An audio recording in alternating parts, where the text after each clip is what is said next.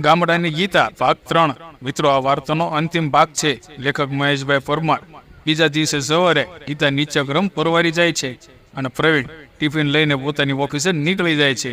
ત્યાર પછી ગીતા પોતાના સાસુ અને સસરાને એક બાજુ બેસાડીને કહે છે, વાહ બાપુજી, મારે તમને એક વાત કહેવી છે, જો તમે રજા આપો તો। પ્રવીણના પપ્પા કહે છે, વહુ બેટા બોલને, શું કહેવું છે તારે? ગીતાના આંખમાંથી બોર જેટલા આંસુ સરસરે છે, કંઈ બોલી શકતી નથી। પ્રવીણની મમ્મી કહે છે, બેટા શું થયું? આજ દિન સુધી તે આટલા દુઃખ સહન કર્યા છે, છતાં પણ તે કશું કહ્યું નથી, અને આમ અચાનક ભગવાને સૌ સારાવાના કર્યા છે, છતાં પણ તારા આંખમાંથી આજે આંસુ? બોલ, શું વાત છે? પ્રવીણને પણ હવે તેની ભૂલ સમજાય છે અને તને હવે તો સારું રાખે છે। તમે બંને ખુશ દેખાવ છો। તમે બંનેને હસતા રમતા જોઈને મારી સગળી ચિંતા પણ ટળી છે। તો હવે શું? ગીતા કહે, બા, અત્યાર સુધી તમારા દીકરા મારી સામે બોલતા ન હતા, મને ઘણો દુઃખ હતો, પણ હવે જે તારે તેઓ મને સારી રીતે સમજીને મારી સાથે બોલતા થયા, એ પ્રભુની ખૂબ મહેરબાની થઈ। પણ સસરાજી કહે છે, પણ શું? કંઈક સમજાય તેમ બોલ બેટા। હવે ગીતા રડતે મુખે રાત્રે પ્રવીણે કહેલી વાત વિગતવાર કહી। આ સાંભળીને તેના સાસુ સસરાના પગ તળિયેથી જમીન ખસકી ગઈ, અને તેવી સ્થિતિ બંનેના આંખમાંથી દર આંસુ નીકળવા લાગ્યા। અંતે સસરાએ સ્થિતિ સંભાળી લીધી અને કહેવા લાગ્યા, વહુ બેટા, એ પ્રવીણ તેના મનમાં સમજે છે શું? આવા દે અને આજે કરે।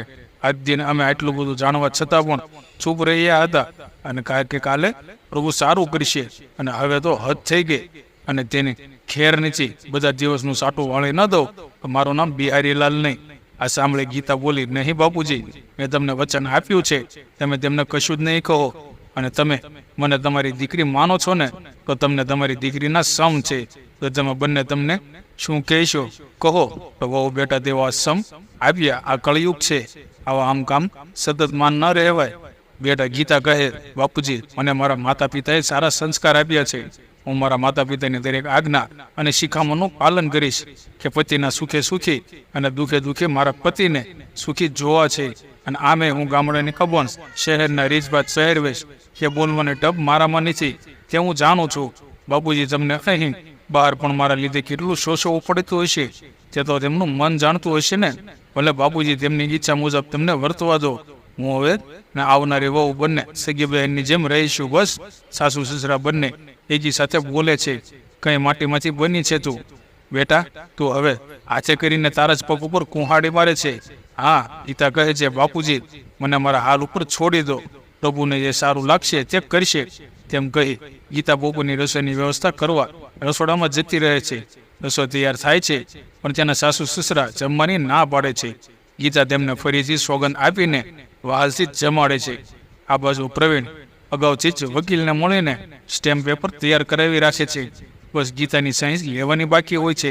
સાંજે પ્રવીણ નિત્યક્રમ મુજબ ઘરે આવે છે, બાપુજીને પગે લાગે છે, પણ આજે રોજના જેવી ખુશી કે આવકાર આજે તેને મળતો નથી। રસોઈ તૈયાર થઈ ગઈ, નાઈ ધોઈને સૌ જમવા બેસે છે। આજે કોઈ કશું બોલતું નથી। પ્રવીણને હજુ બધું લાગતું હતું, પણ પ્રવીણને કંઈ સમજાતું ન હતું। રાત્રે સૌ પોતાની પથારીએ સુવા જાય છે। આજે પ્રવીણ ગીતાને ખૂબ જ વહાલ કરતો હોય છે। થોડી વાર પછી ગીતાને વહાલથી પૂછે છે, ગીતા, તે કઈ નિર્ણય લીધો? ગીતા બોલી, એમાં શું નિર્ણય લેવાનો છે? સ્ત્રીના જીવનમાં પતિ જ તેનો સર્વસ્વ હોય છે। તેમ સુખી તો હું સુખી, અને તમે દુઃખી તો હું દુઃખી। મારે તમારું દુઃખ જોવાતું નથી। લાવો કાગળ, લાવો મતો મારી, પણ જોજો મને પાછળથી દગો કરતા નહીં। પ્રવીણ કહે, અરે ગાંડી શીખી શું હું તને દગો કરું? તું તો આજે મારો ભગવાન છે, પણ પ્યારી છે, પ્રાણ પ્યારી છે। અમે દિલાસો આપીને એને પટાવી લીધી, અને પેલો પેપર દઈ દીધો।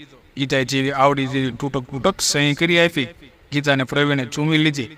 પ્રવીણ અંદર ખાનેથી જ ખૂબ જ ખુશ હતો। થોડી વાર પછી તે ટોયલેટ જવાનું બહાનું કાઢીને પ્રિયાને ફોન કરીને સગળી હકીકત સંભળાવે છે। અહીં પ્રિયા પણ ખુશ થઈ ગઈ, બંને સૂઈ જાય છે। બીજા દિવસે નિત્યક્રમ પ્રમાણે પોતાની ઓફિસે પહોંચીને 2 દિવસની રજા લઈ લે છે। પ્રવીણ હવે સમય ગુમાવવા માંગતો નથી। પ્રિયાના પણ એવા જ હાલ હતા। નક્કી કરેલ વકીલની પાસે જઈ બંને જણ લગ્ન ગ્રંથિથી જોડાઈ જાય છે, અને સાંજે એક શણગારેલી ગાડીમાં પોતાના નિવાસસ્થાને પહોંચે છે। ઘરમાં મા બાપને કોઈ ખુશી નહોતી, પણ દીકરીનું માન રાખવા માટે જ મોઢું જ ઠેકાણે રાખીને ખુશી દેખાડે છે। ગીતા અને તેની સાસુ નવી વહુનું સ્વાગત કરે છે। એ રાત્રે ગીતા પોતે જ તેમને અલગ સુવાની વ્યવસ્થા કરી આપે છે। આમ થોડા દિવસ તો ગીતા અને પ્રિયા સગી બહેનની જેમ જ હોય તેમ પ્રિયા રાખતી હતી, પણ પ્રિયાના મનમાં ગીતા અણીદાર કાંટો જ હતી. હવે ધીમે ધીમે નાના મોટા વાંક કાઢવા લાગી અને સાંજે પ્રવીણ ઘરે આવે એટલે તેની હાજરીમાં તેને ફૂચકારતી વાળતી હતી. ગામડાની ગમાર ટંગડા વગરની બુદ્ધિ વગરની જેવા અપ્રિય શબ્દો બોલીને ગીતાને અપમાન કરતી. હવે ગીતાને પોતાના ઉપર ખૂબ ગુસ્સો આવ્યો કે મેં શું કર્યું? મારા હાથે જ મારી જિંદગી ઉપર કુહાડો માર્યો. મારા સાસુ સસરા બિચારા સારું કહેતા હતા, પણ હું જ અભાગણી ન માની કહી ખૂબ જ ઓલોપાત કરે છે. પણ હવે શું થાય? હશે મારા જીવનમાં આવું જ લખાયેલું હશે. અમે તેમ વિચારીને મન મનાવે છે. એક દિવસ તો હદ થઈ ગઈ. પ્રિયા હવે તેના કપડાં પણ તેને ધોવા માટે આપે છે, પણ ગીતા વિચારે છે કે હશે ચાલને, એમાં શું વાંધો છે? એમ વિચારીને પ્રિયાના બધા જ કપડાં ધોઈ નાખે છે. પણ આ શું? પ્રિયાને તો ગીતાને કોઈ પણ ભોગે ઘરમાંથી બહાર જ કાઢવી હતી. તેને હાથે કરીને પોતાની સાડી ફાડી નાખી અને કહ્યું, તારે કામ ન કરવું પડે એટલે મારી મોંઘી સાડી તે બગાડી છે. એમ કરી ગીતાને ઉદરી લીધી, ખૂબ જ વઢી. અને વાત વસની જતા ગીતાને ચોટલો ચાલીને ખૂબ જ મારી. ગરીબડી ગાય જેવી ગીતા હવે કશું જ કરી શકતી નથી. એ સાંજે પ્રવીણને ઘરે આવે છે ત્યારે વાત વધારીને પ્રવીણ પાસે ખૂબ જ મારઝૂડ કરાવે છે. ગીતાને હવે પસ્તાવો ખૂબ થાય છે, પણ હવે ખૂબ જ મોડું થઈ ગયું હોય છે. બીજા દિવસે પ્રવીણ ઓફિસે જતો રહે છે. પ્રિયા કે ગીતા એકબીજાની સામું પણ જોતા નથી.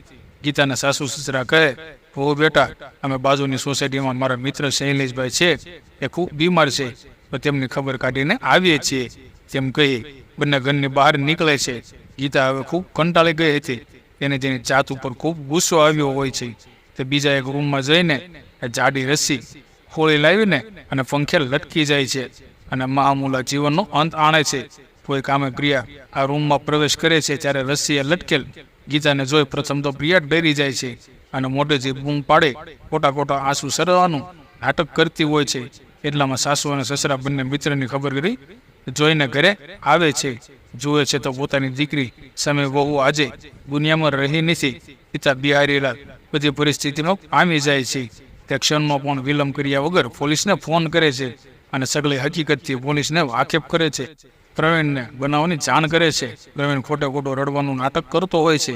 પોલીસની વાન આવી પરિસ્થિતિનો તાક મેળવીને પ્રવીણ અને પ્રિયાને હથકડી પહેરાવીને લઈ જાય છે. આ કથાના કરુણ અંતનું મુખ્ય કારણ એ કે બાળ લગ્ન જ છે. બાળ લગ્ન કરવાથી આ હરિયા ભર્યા ઘરમાં કરુણ અંજામ આવે છે. માટે મિત્રો, બાળ લગ્ન ન કરવા જોઈએ, કારણ કે બાળકોને એ ટાઈમ કોઈ જ ખબર હોતી નથી. સંસાર ચલાવવા માટે એકબીજાની પસંદગી એ સમજવું જરૂરી હોય છે. પુખ્ત ઉંમરના બાળકો થાય પછી લગ્ન કરવા જોઈએ. આપ મિત્રો અંત સુધી વાર્તા વાંચી એ બદલ ખૂબ ખૂબ આભાર. સીતારામ, જય શ્રી કૃષ્ણ, જય માતા.